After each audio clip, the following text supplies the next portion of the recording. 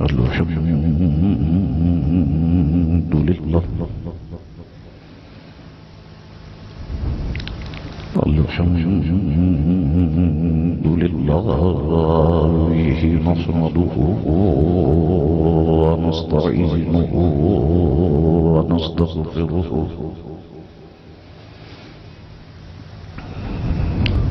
ونؤمن به ونتوكل عليه ونعوذ بالله من شرور أنفسنا ومن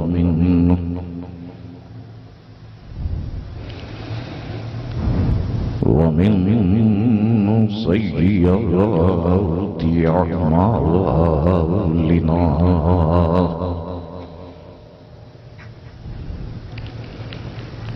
من يهدي الله فلا مضل له ومن يضلله فلا هادي له ونشهد أن لا إله إلا الله وحده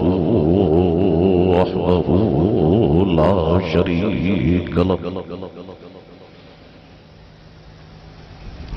ونشهد أن سيدنا ومولانا محمدا عبده ورسوله أرسله بالحق بشيرا ونذيرا أما بعد فأعوذ بالله من الشيطان الرجيم بسم الله الرحمن الرحيم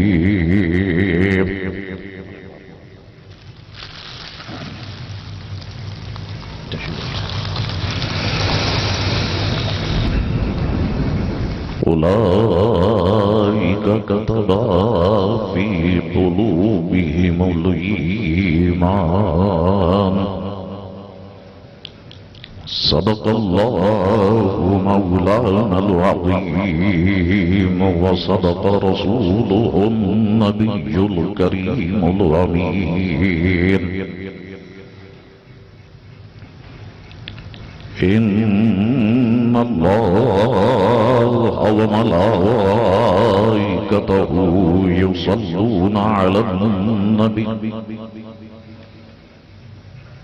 يا أيها الذين آمنوا صلوا عليه وسلموا تسليما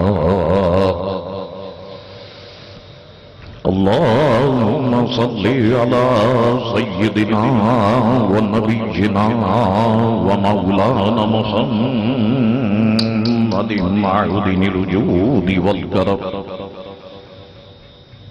وآله وبارك وسلم صلاة وسلاما عليك يا سيدي يا رسول الله الصلاة والسلام عليك يا رسول الله وعلى آلك وصحابك يا حبيب الله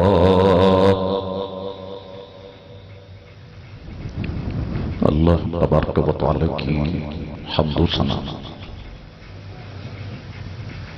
اور دل کی گہرائیوں سے حضور رحمت عالم نور مجسم صلی اللہ تعالی علیہ وآلہ وسلم کی ذات اطہر پر درود پاک پڑھ لینے کے بعد واجب التعظیم لائق سب تکریم مہمانان گرامی اور اللہ اور اس کے رسول کی محبت میں یہاں جمع ہونے والے میرے بزرگوں، دوستوں اور ساتھیوں، اور اپنا قیمتی وقت نکال کر یہاں پر اس محفل کو کامیاب بنانے کے لیے آنے والی میری ماں اور بہنوں، السلام علیکم ورحمۃ اللہ وبرکاتہ۔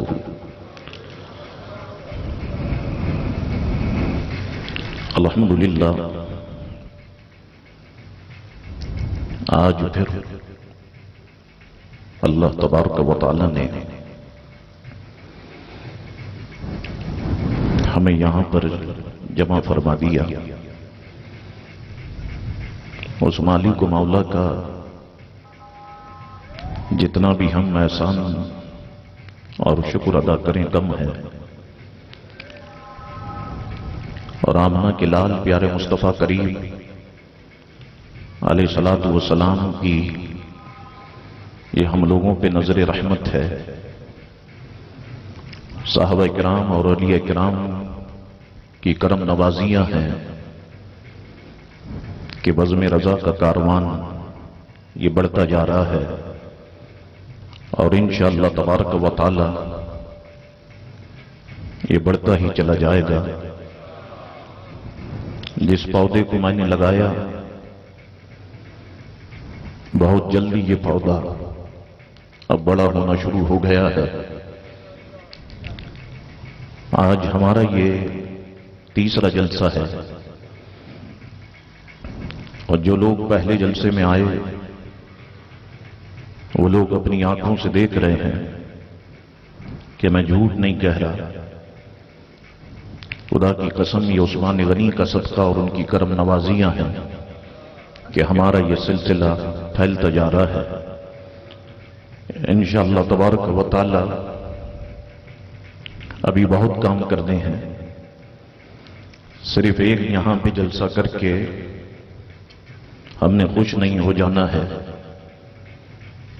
پورے کراچی میں انشاءاللہ تبارک و تعالی بزم رضا منظم پیمانے پر انشاءاللہ کام کرنے نکلے گی، اور میں نے آپ سے کہا کہ انشاءاللہ تعالی بکھرے ہوئے سارے سنی نوجوانوں کو بزم رضا ایک پلیٹ فارم پہ جمع کر دے گی۔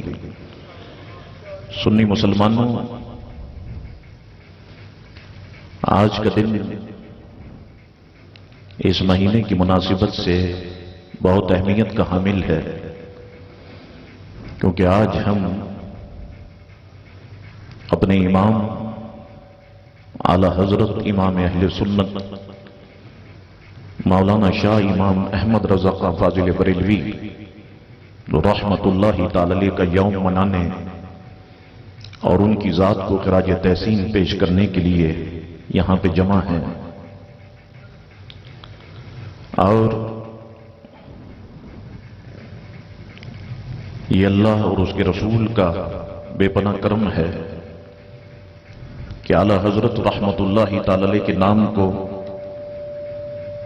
جتنی مخالف قوتیں ہیں دبانے کی بہت کوشش کی، لیکن اعلی حضرت علیہ رحمہ کا نام اور ان کا فیضان انشاءاللہ تبارک و تعالی بڑھ رہا ہے اور بڑھتا چلا جائے گا۔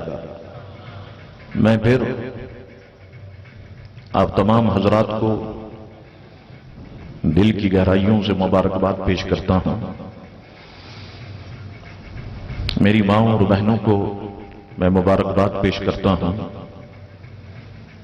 اپنے معزز مہمانوں کو بھی میں مبارکباد پیش کرتا ہوں، اور بزم رضا کے کارکنان بھی بے شک مبارکباد کے مستحق ہیں، اور میرے وہ سارے سنی نوجوان جو سوشل میڈیا پہ کام کر رہے ہیں وہ سب کے سب مبارکباد کے مستحق ہیں کہ ان سب کی محنتوں سے بزم رضا کا کام بڑھ رہا ہے اور انشاءاللہ تبارک و تعالی ہم اس کو اور بڑھانے کی کوشش کریں گے۔ اور یہ بھی آپ کو یقین دلاتا ہوں، یہ جو 1 مہینے کا وقفہ ہے یہ بہت طویل ہو جاتا ہے، تو کوشش میری یہ ہے کہ کراچی کے اگر کہتے ہیں کہ 18 ٹاؤن ہیں، اگر ایک ٹاؤن میں ہم جلسہ کریں اس کے علاوہ بھی، تو ہم بہت مربوط پیمانے پر اور مضبوط پیمانے پر کام کر سکتے ہیں۔ جتنے ساتھی کراچی بھر سے آئے ہیں، لانڈی سے تعلق ہو، کورنگی سے تعلق ہو، لیاقت آباد سے تعلق ہے، جمشید روڈ سے تعلق ہے، کھارادر میٹھ ادر سے تعلق ہے، آگرہ تاج کالونی سے تعلق ہے، دورہ جی کالونی سے تعلق ہے، میں سارے ساتھیوں سے کہتا ہوں آپ اپنے علاقے میں تھوڑی سی محنت کریں اور کوئی ایک جگہ سلیکٹ کریں اور اس جگہ پر آپ کام کریں اور اس طرح کی محفل سجانے کی کوشش کریں۔ خدا کی قسم میں اس جگہ پہ بیٹھ کے کہہ رہا ہوں، انشاءاللہ تعالی بغیر کسی پائی پیسے کے میں وہاں پر یقیناً آؤں گا، اور آپ جس طرح چاہتے ہیں کہ یہ محفل وہاں پہ بھی ہو، انشاءاللہ تعالی ہم سب مل کے وہاں پر اس محفل کو بھی کریں گے اور فی سبیل اللہ انشاءاللہ تبارک و تعالی اس محفل کا ہم انعقاد کریں گے۔ تو جو ساتھی چاہتے ہیں کہ کام پھیلے وہ بزم رضا کے ذمہ داران سے اور مرکزی کمیٹی سے رابطہ کریں، تو پھر ہم ایک تنظیم اور ایک نظم کے ساتھ اپنے کام کو آگے بڑھا سکتے ہیں۔ الحمدللہ بزم رضا نے اپنے کام کو آگے بڑھایا ہے، اور میں آپ کو سچ کہہ رہا ہوں یہ بات بتاتے ہوئے کہ ہم مردوں سے زیادہ جوش الحمدللہ میں محسوس کر رہا ہوں کہ ہماری ماں اور بہنوں میں بہت زیادہ ہے۔ یعنی میں آپ کو اگر یوں کہوں کہ اگر صرف خواتین کی یہاں پہ کانفرنس منعقد ہو تو میں آپ سے کہتا ہوں کہ یہ پورا حال خواتین اتنا ذوق رکھتی ہیں کہ اس پورے حال کو وہ بھرنے کی صلاحیت رکھتی ہیں۔ تو یہ جو شعبہ جو خواتین کا چھوٹا جا رہا تھا، انشاءاللہ تبارک و تعالی اس شعبے کو بھی ہم نے مضبوط کیا ہے، اور بزم رضا خواتین ونگ کا بھی ہم نے آغاز کر دیا ہے۔ آپ دعا کریں کہ اللہ تبارک و تعالی اس میں بھی ہم مسلمانوں کو کامیابی عطا فرمائے۔ اعلی حضرت امام اہل سنت مولانا شاہ امام احمد رضا خان فاضل بریلوی رحمت اللہ تعالی علیہ کی سیرت سے متعلق چند باتوں کی طرف میں آتا ہوں، اس امید پر کہ کھلے دل اور کھلے کانوں سے آپ اس گفتگو کو سماعت فرمائیں گے۔ آج کے دور میں ہر سنی نوجوان کا یہ جاننا ضروری ہے، خواہ وہ مرد ہو یا عورت ہو، کہ اعلی حضرت امام اہل سنت کون تھے، کہاں پہ پیدا ہوئے، کہاں کے رہنے والے تھے، اعلی حضرت علیہ رحمہ کے اکابرین نے کیا خدمات انجام دی، خود اعلی حضرت علیہ رحمہ کن خوبیوں کے مالک تھے، اعلی حضرت علیہ رحمہ نے کیا کارہائے نمایاں انجام دیے، اور اعلی حضرت رحمت اللہ تعالی علیہ جب اس دنیا سے گئے تو کیا وہ اپنے پیچھے میدان خالی چھوڑ گئے یا کچھ لوگوں کو اپنے پیچھے انہوں نے چھوڑا، اور جب میرے اعلی حضرت اس دنیا سے گئے تو وہ کس شان سے گئے، یہ ساری باتوں کا جاننا سنی نوجوانوں یاد رکھو، ہم سب لوگوں کے لیے بہت ضروری ہے، آپ سب لوگوں کے لیے بہت ضروری ہے۔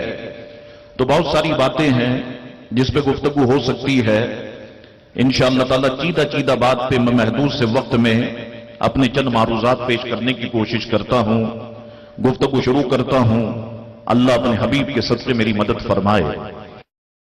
اعلی حضرت امام اہل سنت 10 شوال 1272 ہجری बमुताबिक 14 जून 1856 सने ईस्वी में हिंदुस्तान के मशहूर शहर बरेली शरीफ के मोहल्ला जसूली में पैदा हुए। सीरत निगारों ने कहा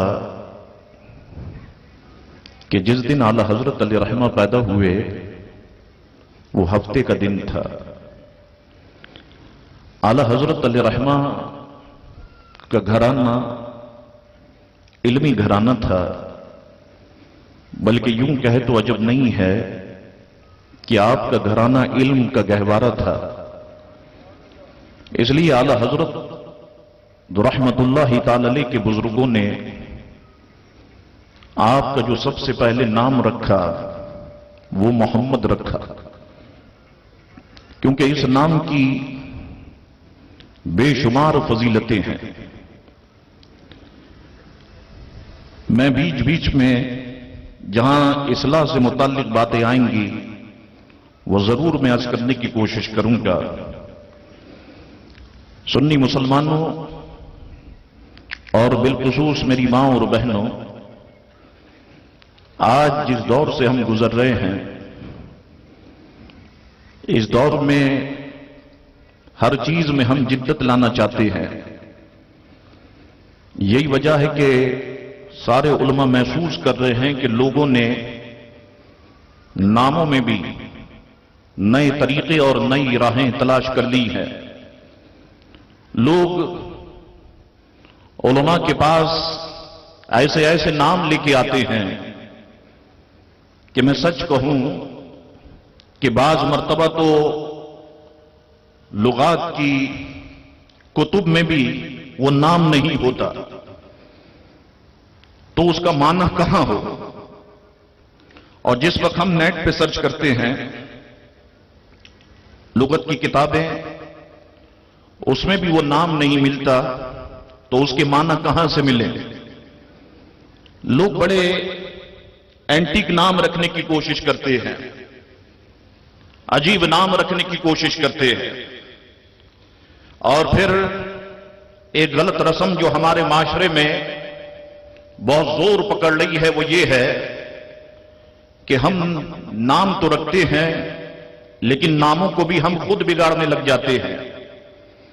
किसी का नाम अगर सलमान है तो हम उसे सनी कहकर पुकारते हैं, किसी का नाम अगर नौमान है तो हम उसे नौमी कहकर के पुकारते हैं, और किसी का नाम मोहम्मद है तो बाज जगह पे मैंने सुना बाज घराने में कि लोग उसको मम्मू मम्मू कह के पुकारते हैं। सुन्नी मुसलमानों, ये बात याद रखो कि अपने बच्चों के नाम अच्छे रखो और अपने बुजुर्गों के नाम पर अपने बच्चों के नाम रखो। अल्लाह तबारक व तआला अगर आपको बेटा अता फरमाए तो अपने बेटे का नाम मोहम्मद रखो। ख्वाह अल्लाह तबारक व तआला आपको 10 बेटे अता फरमा दे, 10 का नाम आप मोहम्मद रखें। आला हजरत रहमतुल्लाह अलैह के बुजुर्गों ने आपका नाम मोहम्मद रखा क्योंकि इस नाम की बेशुमार फजीलतें हैं। मैं चंद हवाले आपकी खिदमत में पेश करता हूं। ज़रक़ानी अल मवाहिब, सीरत हलबिया, दोनों के मुसन्निफीन ने इस रिवायत को बयान किया। सैयदना अबू उमामा रज़ी अल्लाह तआला अन्हु फरमाते हैं कि हुजूर रिसालत इमाम सल्लल्लाहु अलैहि वसल्लम ने फरमाया, जिसके यहां बच्चा पैदा हुआ और उसने मेरी मोहब्बत की वजह से और मेरे नाम से बरकत हासिल करने के लिए अपने बच्चे का नाम मोहम्मद रखा, हुजूर फरमाते हैं वो दोनों बाप बेटे जन्नत में दाखिल किए जाएंगे। इसी तरह मैं और हवाला पेश करता हूं। किताब का नाम अहकाम शरीयत, सफा नंबर 38 है। ज़रक़ानी अल मवाहिब, जिल्द 5वीं, सफा नंबर 1 है। सैयदना अनस रज़ियल्लाहु तआला अन्हु फरमाते हैं, हुजूर अलैहिस्सलाम ने इरशाद फरमाया कि कयामत के दिन 2 बंदे दरबार इलाही में खड़े किए जाएंगे। उनमें से एक का नाम मोहम्मद होगा और दूसरे का नाम अहमद होगा। अल्लाह तबारक व तआला की तरफ से हुक्म होगा, इन दोनों को जन्नत में ले जाओ। तो वो अर्ज करेंगे, ऐ परवरदिगार, ऐ हमारे मालिक, ऐ अल्लाह, हम किस अमल की वजह से जन्नत के हकदार हो गए। ہم نے تو کوئی عمل ایسا نہیں کیا کہ تیرا حکم ہو رہا ہے فرشتوں کو کہ ان دونوں کو جنت میں لے کے جاؤ، تو ہم نے تو کوئی کام ایسا نہیں کیا، کوئی عمل ایسا نہیں کیا، پھر جنت میں جانے کا حکم کیوں ہے؟ حضور فرماتے ہیں اللہ تبارک و تعالی ارشاد فرمائے گا تم دونوں جنت میں جاؤ، کیونکہ میں نے قسم کہ جس کا نام محمد یا احمد ہوگا وہ دوزخ میں داخل نہیں کیا جائے گا۔ اللہ اکبر۔ اور آگے بڑھیے، زرقانی علی المواہب اور سیرت حلبیہ، رسول اللہ علیہ السلام نے فرمایا، اللہ تعالیٰ فرماتا ہے مجھے اپنی عزت و جلال کی قسم، میں کسی ایسے بندے کو دوزخ کا عذاب نہیں دوں گا اے محبوب جس نے تیرے نام پہ اپنا نام رکھا ہوگا، میں اسے دوزخ کا عذاب نہیں دوں گا۔ اسی طرح حضور علیہ السلام نے ارشاد فرمایا، سیدنا عبداللہ ابن عباس فرماتے ہیں رضی اللہ تعالیٰ عنہما، یہ غور سے سنیے بڑی اہمیت کی بات ہے، حضور نے فرمایا جس کے 3 لڑکے پیدا ہوئے اور اس نے کسی کا نام محمد نہ رکھا، سرکار فرماتے ہیں کہ وہ جاہل ہے کہ 3 لڑکے اللہ نے اس کو دیے اور اس نے کسی کا نام بھی محمد نہیں رکھا، وہ جاہل ہے۔ پھر حضرت مولا علی کرم اللہ وجہ الکریم ہماری تربیت کرتے ہوئے ارشاد فرماتے ہیں کہ جب تم بچے کا نام محمد رکھو پھر اس کی عزت کرو، اس کے لیے جگہ کشادہ کر دو اور اس کی قباحت اور اس کی برائی کو بیان نہیں کرو، کیونکہ تم جانتے ہو کہ تم نے اس کا نام نبی کے نام پہ محمد رکھا ہے۔ سیدنا امام مالک فرماتے ہیں محمد نام رکھنے کا فائدہ کیا ہے؟ ان فائدوں کو ایک جگہ بیان کیا، میں 1-2 باتیں پیش کرتا ہوں۔ فرماتے ہیں کہ جس گھر میں کوئی محمد نام والا ہوگا اللہ تبارک و تعالیٰ اس گھر میں برکت پیدا فرما دے گا، اور بعض علماء فرماتے ہیں کہ جس کا نام محمد ہوگا جب وہ دسترخوان پہ بیٹھے گا تو اللہ تبارک و تعالیٰ دسترخوان پہ برکت پیدا فرما دے گا۔ تو خدا کے لیے اے میری ماں اور بہنوں اور اے میرے بزرگوں، اپنے بچوں کا نام اچھا رکھو، محمد نام رکھو، احمد نام رکھو، انس نام رکھو، خبیب نام رکھو، عبد القادر نام رکھو، عبداللہ نام رکھو، عبد الرحمن نام رکھو۔ سرکار فرماتے ہیں کہ اللہ تعالیٰ کو یہ 2 نام بہت پسند ہے، ایک عبداللہ اور دوسرا عبد الرحمن، یہ نام رکھو۔ احمد رضا نام رکھو، مصطفیٰ رضا نام رکھو، حامد رضا نام رکھو، خدا کے لیے اچھے نام رکھو۔ اور جب اللہ تبارک و تعالیٰ آپ کو بیٹیاں عطا فرمائے تو یہاں پر میں آپ سے کہتا ہوں سنی نوجوانوں، بعض جگہ پر ایسا لگتا ہے کہ دور جاہلیت واپس آ چکا ہے کہ بیٹا پیدا ہو تو خوشیاں منائی جاتی ہیں اور بیٹی پیدا ہو تو شکل مرجھائے ہوئے چھوارے کی طریقے سے ہو جاتی ہے۔ ایسے لوگ کہ جو بیٹیوں کو لعنت اور ملامت کرتے ہیں، ایسے باپ کہ جو بیٹیوں سے نفرت کرتے ہیں، اور ایسی مائیں کہ جو بیٹیوں کو اپنے سے دور کرتی ہیں، میرے حضور کا اگر یہ فرمان سن لے جو میں سنانے لگا ہوں اور اپنے دل میں اگر اس فرمان کو بٹھا لے، خدا کی قسم کبھی بیٹیوں سے کوئی نفرت نہ کرے۔ حضور علیہ السلام نے ارشاد فرمایا، غور سے سنو، حضور نے فرمایا جس کو اللہ تبارک و تعالی نے بیٹیاں دی، ایک جگہ پہ فرمایا کہ جس کو اللہ نے 2 بیٹیاں دی اور اس نے اپنی بیٹیوں کی صحیح طرح سے تربیت کی تو کل وہ اور میں جنت میں اس طرح سے ہوں گے۔ حضور رسالت مآب صلی اللہ علیہ وسلم نے دونوں انگلیوں کو بلند کیا اور دونوں کو ملایا اور فرمایا کہ کل وہ اور میں جنت میں اس طرح سے ہوں گے۔ اللہ اکبر۔ تو بیٹی اللہ دے تو نام اچھے رکھو، آمنہ نام رکھو، فاطمہ نام رکھو، حفصہ نام رکھو، عائشہ نام رکھو، تو نام اچھے رکھو، کیونکہ حضور فاروق اعظم رضی اللہ عنہ فرمایا کرتے تھے، حضور فاروق اعظم فرماتے تھے کہ نام کا اثر بندے کی شخصیت پہ ضرور ہوتا ہے، کہ جیسا نام ہوتا ہے ویسے ہی اس کا اثر ہوتا ہے۔ اللہ اکبر۔ تو دوستو یاد رکھو کہ ناموں کا اثر یہ بندے کی شخصیت پہ ضرور ہوتا ہے. واپس لوٹو. اعلی حضرت رحمت اللہ علیہ کے بزرگوں نے اعلی حضرت کا نام محمد رکھا سب سے پہلے. اس کے بعد گھر والوں نے یہ طے کیا کہ آپ کا نام احمد رضا رکھیں. دوسرا نام احمد رضا رکھا گیا. آپ جانتے ہیں کہ ہر گھر میں ماں کی بولی مختلف ہوتی ہے. وہ اپنے بچے کو جب بلاتی ہے تو ایک مختلف نام سے بلاتی ہے. تو اعلی حضرت علیہ رحمہ کی والدہ محترمہ آپ کو ہمیشہ امن میاں کہہ کے پکارتی تھی. تاریخی نام اعلی حضرت رحمت اللہ تعالی علیہ کا المختار تھا. اور اعلی حضرت رحمت اللہ علیہ جب بڑے ہوئے تو آپ نے اپنے نام کے ساتھ عبد المصطفیٰ کا اضافہ فرما دیا. اب نام ہو گیا محمد عبد المصطفیٰ احمد رضا خان. اور پھر آپ اعلی حضرت کی ساری کتابیں اٹھا کے دیکھیں, پوری زندگی میرے اعلی حضرت نے اس نام سے محبت کی, اس نسبت سے محبت کی. ایک جگہ اپنے نعتیہ دیوان میں خود لکھ بھی دیا کہ خوف نہ رکھ رضا ذرا, تو ہے عبد مصطفیٰ, تیرے لیے امان ہے, تیرے لیے امان ہے. یاد رکھو سنی مسلمانوں, اللہ کا حقیقی بندہ وہی ہے کہ جو پیارے مصطفیٰ کا غلام ہے, جو پیارے مصطفیٰ کا عبد ہے. اور کوئی کہے کہ میں مصطفیٰ کا غلام نہیں ہوں, یاد رکھو کہ پھر وہ انسان کہلانے کا بھی حقدار نہیں ہے. تو اعلی حضرت نے نام عبد المصطفیٰ رکھا, یعنی مصطفیٰ کا غلام, مصطفیٰ کا بندہ. ظاہر سی بات ہے وہ عالم تھے اور یہ انہی کا صدقہ ہے ہم علماء اہل سنت کے پاس, باقی کچھ نہیں ہے. دراصل میں بات یہ ہے, ایک بزرگ شخصیت ہے حضرت سفینہ رضی اللہ تعالیٰ عنہ. دشمن ان کو اٹھا کے لے گئے اور کسی جگہ پر انہیں قید کر دیا. کسی طرح سے حضرت سفینہ نے اپنے آپ کو اس قید سے نکالا اور علماء فرماتے ہیں کہ وہ بھاگنا شروع ہو گئے اور جنگل میں آ گئے اپنی جان بچانے کے لیے.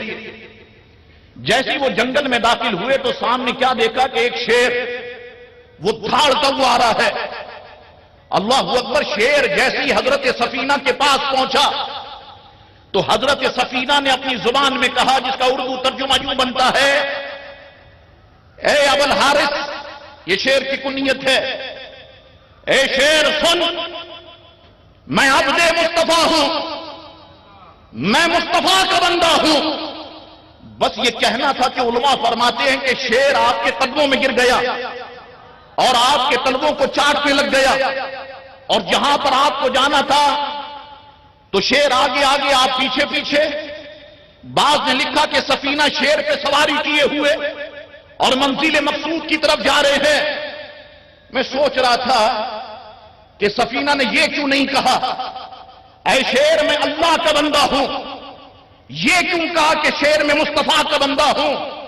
تو سوچتے سوچتے دماغ یہ کہنے لگا کہ اگر حضرت سفینہ یہ کہتے کہ اے شیر میں اللہ کا بندہ ہوں, تو شیر کہتا سفینہ پہلے جتنے کھائے وہ بھی تو اللہ کے بندے تھے نا, پہلے جتنے کھائے وہ بھی تو اللہ کے بندے تھے. تو حضرت سفینہ نے جب یہ کہا کہ میں مصطفیٰ کا بندہ ہوں, تو جنگل کے جانور بھی جانتے ہیں کہ اللہ کا حقیقی بندہ وہی ہے کہ جو پیارے مصطفیٰ کا غلام ہے. اللہ اکبر.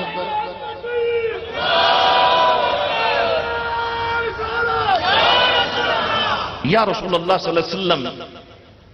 تو یہ اعلی حضرت کے نام ہو گئے. اعلی حضرت رحمت اللہ علیہ کے جد کریم یعنی آپ کے دادا, یہ اپنے وقت کے بہت زبردست عالم اور بہت زبردست مفتی تھے. ان کا نام رضا علی خان تھا, لیکن لوگ بڑے ادب اور احترام کے ساتھ حضرت علامہ مولانا مفتی رضا علی خان کہہ کے آپ کو پکارتے تھے. اعلی حضرت رحمت اللہ علیہ کے والد محترم بھی اپنے والد محترم کی طرح بہت زبردست مفتی اور بہت بڑے عالم تھے. نام ان کا نقی علی خان تھا, لیکن لوگ ان کو حضرت علامہ مولانا مفتی نقی علی خان کہہ کے پکارتے تھے. اعلی حضرت رحمت اللہ تعالی علیہ کے خاندان اگر ہم دیکھیں تو افغانستان سے تعلق تھا. افغانستان کا ایک مشہور شہر جو آج بھی موجود ہے قندار، وہاں کے رہنے والے تھے. شاہان مغلیہ کے دور میں اس خاندان نے افغانستان سے ہجرت کی.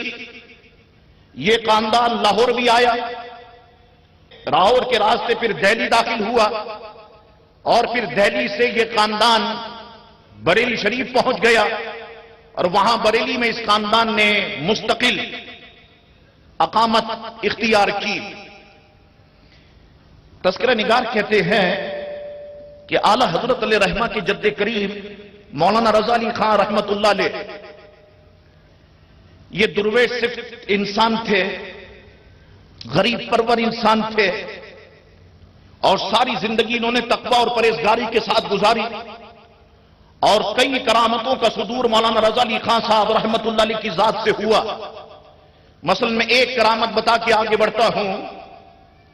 کہتے ہیں کہ ہندوؤں کا مذہبی تہوار ہولی انعقاد پذیر تھا، اور ہولی میں یہ ہندو کیا کرتے ہیں کہ ایک دوسرے پہ یہ کلر پھینکتے ہیں، رنگ پھینکتے ہیں. میں نے ہندوستان میں ان رنگوں کو بہت قریب سے دیکھا ہے. بہت ڈارک ہوتے ہیں وہ رنگ. اگر وہ ہاتھ پہ یا جسم پہ یا کپڑے پہ لگ جائے تو کئی بار دھونے کے بعد وہ رنگ ہاتھ اور جسم سے دور ہوتے ہیں. اعلی حضرت علیہ رحمہ کے جد کریم مولانا رضا علی خان صاحب رحمۃ اللہ علیہ اپنے وقت کے مفتی ہے. علماء کا لباس زیب تن کیے ہوئے، خوبصورت عمامہ شریف باندھے ہوئے، اپنے ایک جوان مرید کے ساتھ ان دنوں میں ایک راستے سے گزر رہے تھے. ایک ہندو عورت مکان کی چھت پہ کھڑی تھی. اسے پتہ نہیں کیا شرارت سوجی، اس نے سوچا کہ چلو کچھ رنگ مولانا رضا علی خان پہ بھی پھینک دیتی ہو. تو اس نے کچھ رنگ مولانا رضا علی خان رحمت اللہ علیہ کے اوپر پھینک دیا. امامہ شریف ان کا رنگین ہو گیا. ریش مبارکہ جہاں جہاں پہ وہ رنگ گرا تو وہ رنگین ہو گیا، وہ حصے رنگین ہوتے چلے گئے. اب نوجوان مرید نے جب دیکھا تو وہ غصے سے تلملا اٹھا اور کہنے لگا حضرت آپ مجھے اجازت دیں، میں ابھی آتا ہوں. مولانا رضا علی خان صاحب نے فرمایا کہاں جا رہے ہو؟ کہا حضرت اس عورت نے اوپر سے رنگ پھینکا، آپ کے امامے کو رنگ دیا، آپ کی ریش کو رنگ دیا، آپ کے لباس کو رنگ دیا، میں اس کو سزا دے کے آتا ہوں. مولانا رضا علی خان مسکرائے اور مسکرا کے فرمانے لگے کہیں جانے کی ضرورت نہیں ہے، اتنا غصہ لال پیلا ہونے کی ضرورت نہیں ہے، اس نے ہمیں رنگا ہے، تم دیکھنا کہ اللہ ان قریب اس کو اسلام کے رنگ میں رنگ دے گا. بس یہ کہنا تھا کہ تھوڑی دیر ہوئی کہ وہ عورت نیچے اتری اور مولانا رضا علی خان صاحب رحمت اللہ علیہ کے سامنے کلمہ پڑھ کے اس نے اسلام قبول کر لیا. اور میں نے ایک جگہ پر پڑھا، ایک ذوق کی بات کہہ کے میں آگے بڑھ جاتا ہوں، کہ مولانا رضا علی خان صاحب رحمت اللہ علیہ نے اس عورت کا نکاح اپنے اس جوان مرید سے کر دیا. اللہ اکبر. تو مولانا رضا علی خان صاحب رحمت اللہ علیہ نے اس خاتون کے ساتھ اپنے اس مرید کا نکاح کر دیا.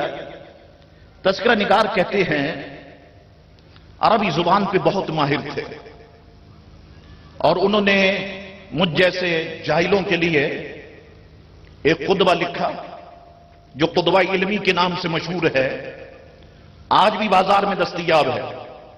جمعہ کا خطبہ، عیدین کا خطبہ انہوں نے لکھا.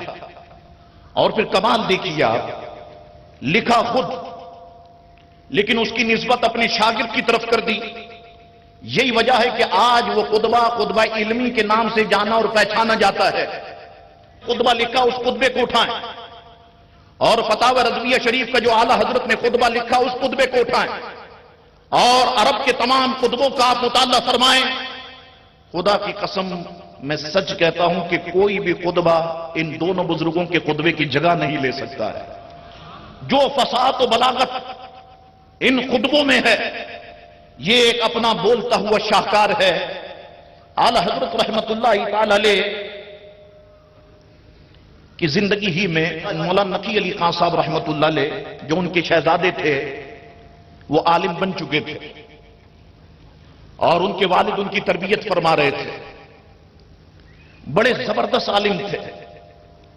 تذکرہ نگار اور سیرت نگار کہتے ہیں کہ وہ جس وقت پڑھانے کے لیے بیٹھتے، پہلے تو جس وقت وہ پڑھاتے نہیں تھے تو علماء ان سے کہتے کہ آپ پڑھائیں، ہماری علمی پیاس کو آپ بجھائیں، اور جس وقت انہوں نے پڑھانا شروع کیا تو ہندوستان کے دور دراز علاقوں سے علماء آتے تھے اور اپنی علمی پیاس بجھایا کرتے تھے۔ مولانا رضا علی خان صاحب رحمت اللہ علیہ نے یہ بات ذہن میں رکھنے کی ہے تاریخی، 1246 میں بریلی شریف میں مسند افتاء کی بنیاد رکھی تھی، کیونکہ وہ جانتے تھے کہ جہاں پر مسلمان بستے ہیں وہاں پر شرعی مسائل کا ضرور سامنا ہوتا ہے، اور ہمارا بھی پریکٹیکل ہے کہ کبھی جب ہم مصیبت میں پڑ جاتے ہیں تو لازماً کسی مفتی اور کسی فتوے کی ضرورت ہوتی ہے۔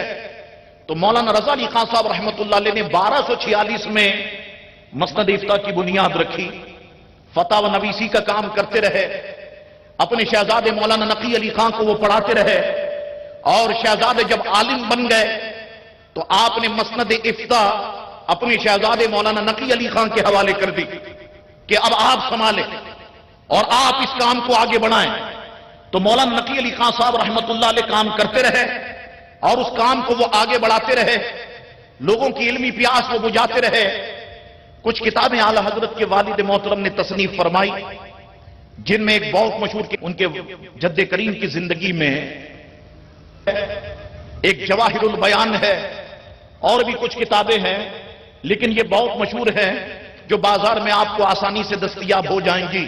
اب آئیے، آپ نے کتابوں میں ضرور پڑھا ہوگا، علماء سے ضرور سنا ہوگا کہ بزرگوں کا جو بچپن ہوتا ہے وہ ان کی جوانی کی تصویر ہوتا ہے۔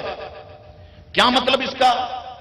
کہ بزرگوں کے بچپن کو دیکھتے ہوئے لوگوں کو اندازہ ہو جاتا ہے کہ یہ عام بچہ نہیں ہے، یہ اللہ کا منتخب بندہ ہے، کیونکہ ان کی زندگیاں، ان کی اٹھک بیٹھک، ان کی چال چلن، ان کی رفتار گفتار ہم لوگوں سے بہت مختلف ہوتی ہے، اور اس طرح کی کئی مثالیں میرے سامنے ہیں۔ مثلا میں آپ کے ایمان کو جلا بخشنے کے لیے کہوں، ہم حضور غوث پاک کے اگر بچپن کو دیکھیں تو کسی نے ایک مرتبہ پوچھا، یا شیخ یہ بتائیے آپ کو کتنی عمر میں پتا چل گیا تھا کہ آپ اللہ کے ولی ہیں؟ تو غوث پاک مسکرائے اور فرمانے لگے، میں چھوٹا تھا، جب میں مدرسے جاتا تو میرے ساتھ فرشتوں کی جماعت چلا کرتی تھی، اور وہ فرشتے مدرسے میں جا کے کہتے، لوگوں کیا دیکھ رہے ہو؟ اللہ کا ولی آ رہا ہے، اس کے لیے جگہ کشادہ کر دو۔ فرماتے میں سمجھ گیا کہ اللہ تبارک و تعالی نے تاج ولایت میرے ماتھے پہ سجایا ہوا ہے۔ آپ دیکھیں بچپن کتنا شاندار ہے۔ ہم حضور غریب نواز کے بچپن کو دیکھیں، اللہ اکبر، حضور غریب نواز کا بچپن بھی کسی سے کم نہیں، کہ بزرگ فرماتے ہیں کہ غریب نواز، سیرت میں بہت سارے لوگوں نے کتابیں لکھی، غریب نواز جس وقت ہوش سنبھالا اپنے والد محترم سید غیاث الدین کے ساتھ مسجد میں دکھائی دیتے، ہر نماز جماعت کے ساتھ وہ بچپن میں پڑھا کرتے، اور جب نماز پڑھ کے باہر نکلتے اور دوست اور احباب آپ کے کہتے کہ آؤ نا سید حسن ہمارے ساتھ کھیلو، تو غریب نواز فرماتے، میرے ساتھیوں ہم اس دنیا میں کھیلنے کے لیے نہیں آئے ہیں، ہم اس دنیا میں اپنے رب کو راضی کرنے کے لیے آئے ہیں۔ جب بزرگ غریب نواز کی اس گفتگو کو سنتے تو وہ آپس میں کہتے، یہ سید غیاث الدین کا بچہ دیکھنا ایک وقت آئے گا اللہ اس کو بہت بلند مقام عطا فرمائے گا، یہ معمولی بچہ نہیں ہے، کھیل کود سے یہ بہت دور ہے۔ اسی طرح حضرت قطب الدین بختیار کاکی کا بچپن، اللہ اکبر، آپ سنیں تو دنگ ہو جائیں۔ حضرت قطب الدین بختیار کاکی کی عمر شریفہ 4 سال 4 مہینے 4 دن کی ہے۔ ہندوستان، پاکستان، بنگلہ دیش، مسلمانوں کا یہ طریقہ ہے کہ جب بچے کی عمر 4 سال 4 مہینے 4 دن کی ہوتی ہے تو رسم بسم اللہ خوانی کا انعقاد ہوتا ہے۔ ایک عالم دین آتے ہیں، مہمان بلا لی جاتے ہیں، دن معین ہوتا ہے، نیاز تیار ہوتی ہے، عالم صاحب بچے کو اعوذ باللہ پڑھاتے ہیں، بسم اللہ پڑھاتے ہیں، سورہ فاتحہ پڑھاتے ہیں، اور پھر یہ کھانا تقسیم ہوتا ہے، لوگ خوشی خوشی اپنے گھر میں چلے جاتے ہیں۔ کہاں سے آئے؟ فلاں کے گھر میں بسم اللہ کی تقریب کی، ان کے بچے نے بولنا شروع کیا ہے، اس سے ہمتیں بڑھتی ہے، حوصلے بڑھتے ہیں، پھر دوسرے بچوں کے اندر بھی شوق پیدا ہوتا ہے۔ اب ذرا توجہ کریں، قطب الدین بختیار کاکی صرف 4 سال 4 مہینے 4 دن کی عمر ہے۔ والدین نے سوچا چلو بسم اللہ ان کی کراتے ہیں۔ ایک عالم دین کے پاس گئے، والد محترم فلاں دن فلاں وقت فلاں تاریخ کو آپ آ جائیے گا۔ ٹھیک ہے صاحب، رشتہ داروں کو دعوت دے دی، وہ دن وہ وقت وہ لمحہ آ گئے، سب موجود ہیں۔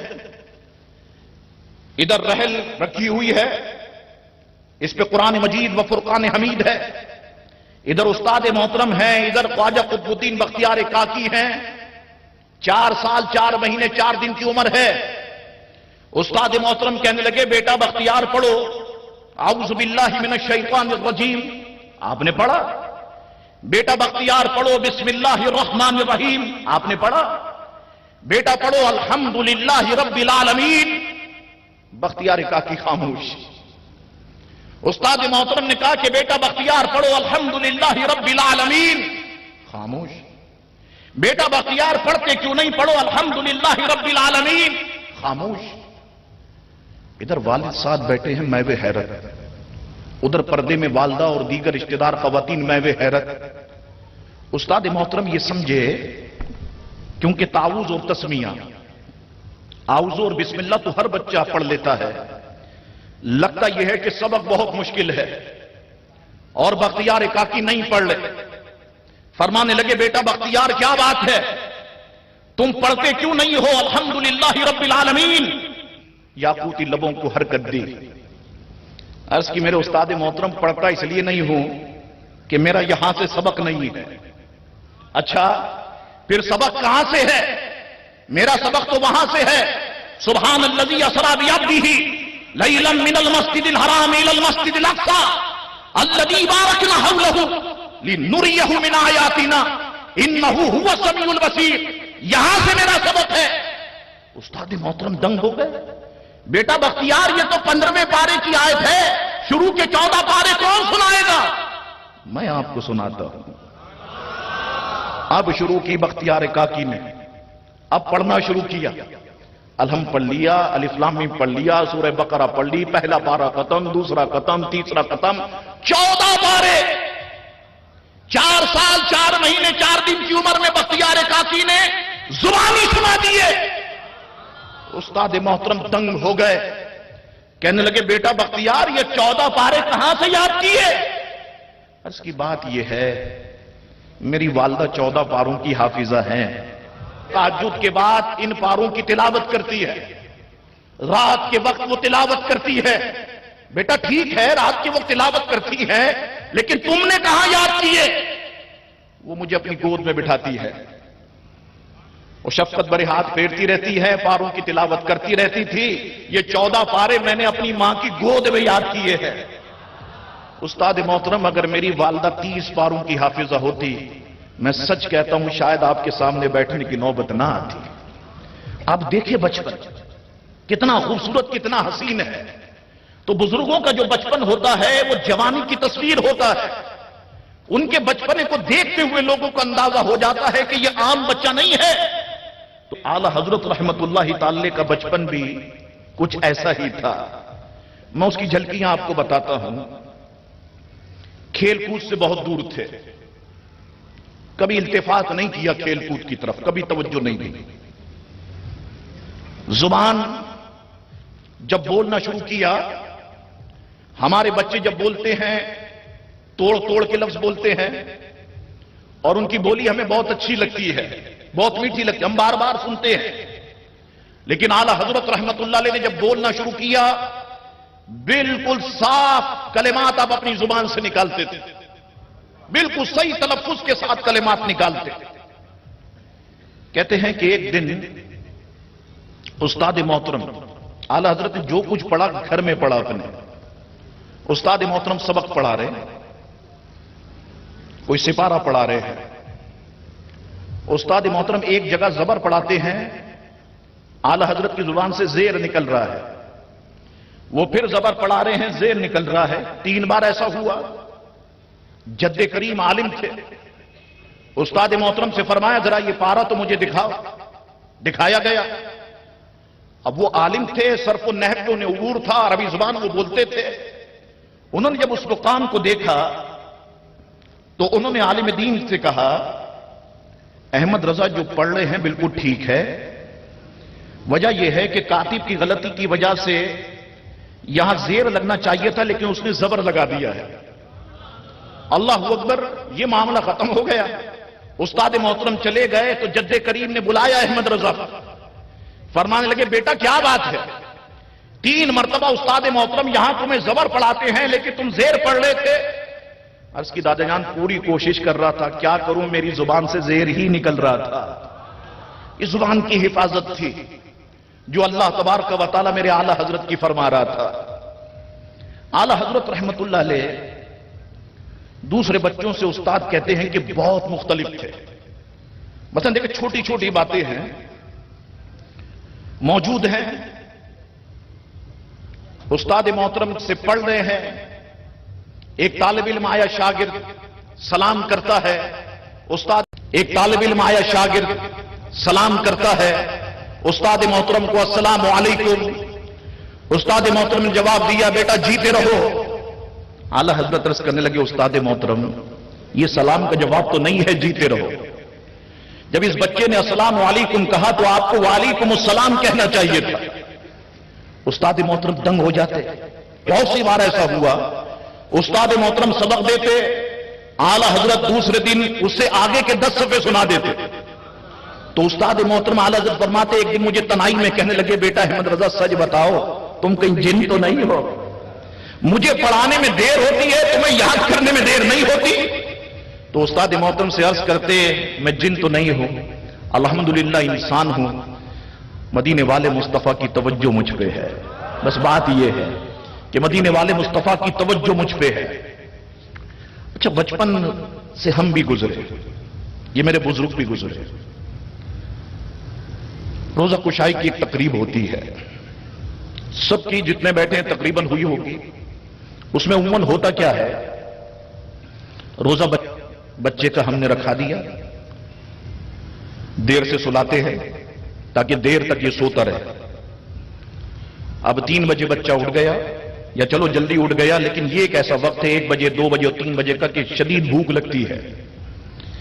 پھر ہم بچے کو خاموشی سے کھلا دیتے ہیں, کسی کو بتانا نہیں, بس تم کھا لو تاکہ لوگ سمجھیں کہ تمہارے چہرے کو دیکھ کے کہ واقعی بہت اچھا تم نے روزہ رکھا ہے. اعلی حضرت علیہ رحمہ کے ساتھ بھی ایسا ہی ہوا. روزہ رکھ لیا, دوپہر کا وقت آیا تو اعلی حضرت علیہ رحمہ کے والد آپ کو ایک کمرے میں لے گئے.